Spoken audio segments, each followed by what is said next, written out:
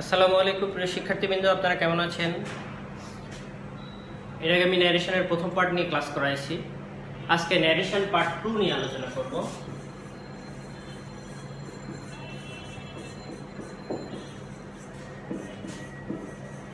Narration part 2।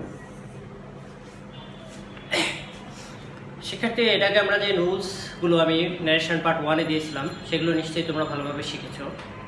আজকে narration নিয়ে একটি সার্বিক আলোচনা করবে। এরপরে ন্যারেশন কিভাবে পরিবর্তন করতে হয়, that means direct to indirect করতে হয়, সেটা নিয়ে আলোচনা করব। ন্যারেশনের আসলে দুইটি অংশ থাকে। সেই দুইটি অংশ কি একটু খেয়াল করো।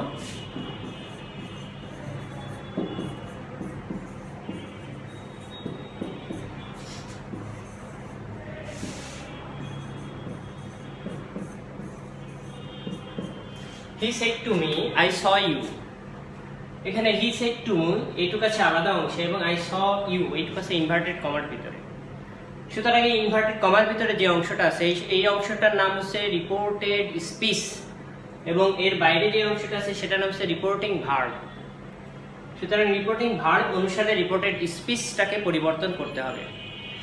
আর এখানে একটি গুরুত্বপূর্ণ নোট আমি এর আগে দিয়েছিলাম, সেটা তোমাদের মনে আছে কিনা।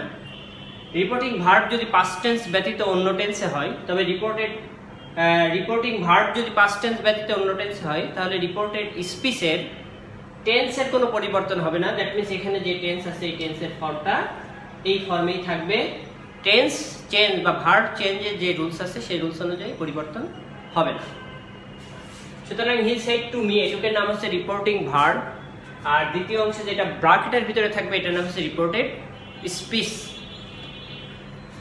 চলো আমরা একটু পার্সন পরিবর্তন নিয়ে আগে কথা বলি। গুরুত্বপূর্ণ বিষয়গুলো একটা একটা করে আসি।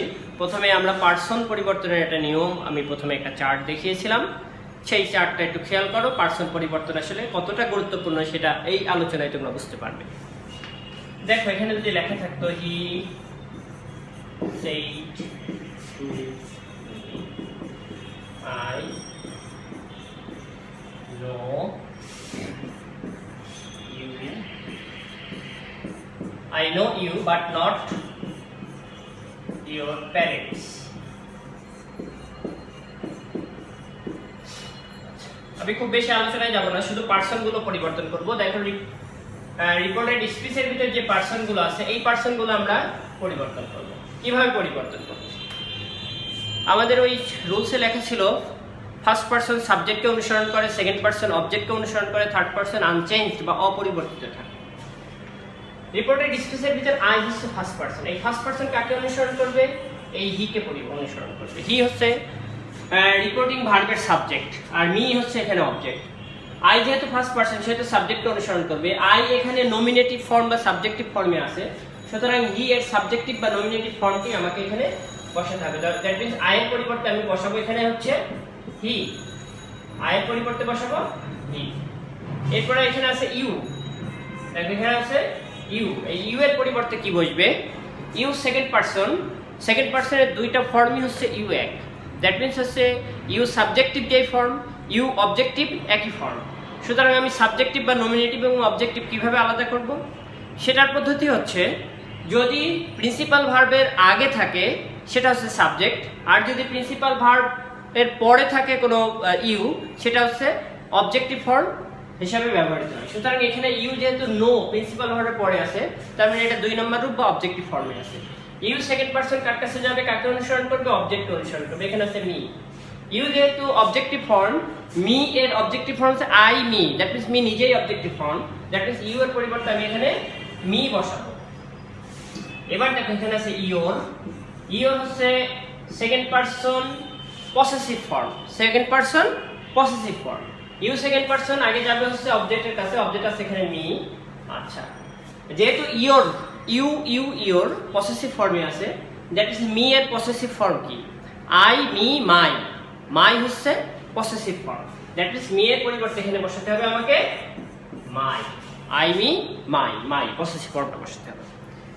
সুতরাং যে বিষয়টা আমি তোমাদের বলেছিলাম যে পার্সন পরিবর্তন যে নিয়ম অনুসারে হয়, সেই নিয়মটা হচ্ছে ফার্স্ট পার্সন সাবজেক্টকে অনুসরণ করবে। সাবজেক্টকে যখন অনুসরণ করবে এই পার্সনটা, দ্যাট মিন্স রিপোর্টেড স্পিচের ভিতরে পার্সনটা যেই ফর্মে থাকবে যদি নমিনেটিভ থাকে তাহলে নমিনেটিভ ফর্ম, যদি অবজেক্টিভ থাকে তাহলে অবজেক্টিভ ফর্ম, এবং যদি পসেসিভ থাকে তাহলে পসেসিভ ফর্মে বসাতে হবে। এবং সেকেন্ড পার্সন যদি থাকে ঠিক একই নিয়মে অবজেক্টকে অনুসরণ করবে, অবজেক্টকে অনুসরণ করে নমিনেটিভ, অবজেক্টিভ বা পসেসিভ ফর্মে বসাতে হবে। এবং থার্ড পার্সন থাকলে থার্ড পার্সনের কোনো পরিবর্তন হবে না। সুতরাং পার্সন পরিবর্তনটা তোমরা একটু খেয়াল করলা। এইবার দেখো তোমাদেরকে যে বিষয়টা দেখবো সেটা হচ্ছে ভার্ব চেঞ্জ বা টেন্স চেঞ্জ। আমি একটু সহজ করে ভার্ব চেঞ্জ করেছিলাম। ভার্ব চেঞ্জটা রিপোর্টেড স্পিচের ভার্ব পরিবর্তন হবে। তবে কোন ভার্বগুলো পরিবর্তন হবে? ইনফিনিটিভ, জিরান্ড এই ভার্বগুলো সাধারণত পরিবর্তন হয় না। এবং অক্সিলারি ভার্ব, যেই ভার্বের অক্সিলারি ভার্ব পরিবর্তন হবে সেটার প্রিন্সিপাল ভার্ব পরিবর্তন হবে না। তবে কোন ক্ষেত্রে হবে সেটা আমি বলে দিয়েছি। তোমরা ভার্বের একটি নোট আছে, নোটটা দেখো। এছাড়া ভার্বের চার্টের ভিতরে যেমন বলেছি, যদি ডিড নট থাকে তাহলে হ্যাড নট প্লাস ভার্বের 3 নম্বর রূপ হবে, যদি ওয়াজ ওয়্যার থাকে তাহলে হ্যাড বিন হবে। এছাড়া আরেকটা V2 মানে ভার্বের পাস্ট ফর্ম থাকলে হ্যাড প্লাস V3 হবে। এছাড়া বাকি অক্সিলারি ভার্ব সামনের একটি ভার্ব যদি পরিবর্তন করো দ্বিতীয় ভার্বটি পরিবর্তন করতে হবে না। আসো একটু দেখে নিই। যেমন এখানে নো আছে, KNOW, know. Know equal to ভার্বের প্রেজেন্ট ফর্ম, এর আগে কোনো অক্সিলারি ভার্ব নাই। তাহলে এই নো যদি ভার্বের প্রেজেন্ট ফর্ম হয় বা ভার্বের 1 নম্বর রূপ হয়, ভার্বের 1 নম্বর রূপ থাকলে বসাতে হবে ভার্বের 2 নম্বর রূপ। সেই ক্ষেত্রে এখানে হবে নিউ, নো হয়ে যাবে নিউ। আচ্ছা, এটা যদি এরকম থাকতো আই ক্যান, এখানে একটা ক্যান যদি থাকতো তাহলে কি হতো দেখো। আমি বলেছি অক্সিলারি ভার্ব চেঞ্জ হলে সাধারণত প্রিন্সিপাল ভার্বের পরিবর্তন হয় না। যেইগুলো পরিবর্তন হয় সেগুলো আমি তোমাদেরকে দেখিয়ে দিয়েছি বা বলে দিয়েছি। এবার দেখো এখানে ক্যান যদি থাকতো তখন ক্যানকে আমরা কি করতাম? কুড। আর যেহেতু অক্সিলারি ভার্বকে পরিবর্তন করেছি সেহেতু প্রিন্সিপাল ভার্বকে পরিবর্তন করব না, সেহেতু নোই বসে যাবে, could know. He could know, I পরিবর্তন হয়ে আগে হয়েছিল হি কুড নো। আর যেহেতু আমরা সরাসরি শুধু যদি নো থাকে তাহলে হবে হচ্ছে নিউ। আচ্ছা, এরপরে কিছু ওয়ার্ড চেঞ্জ হয়েছে অ্যাডভার্বিয়াল, সেই অ্যাডভার্বিয়াল গুলো দেখো। যেমন যদি এখানে থাকতো ইনভার্টেড কমার ভিতরে আই মে গো নাও, এই যে নাও, এই নাওটা পরিবর্তন হয়ে কি বসবে? নাওর পরিবর্তে দেন বসে।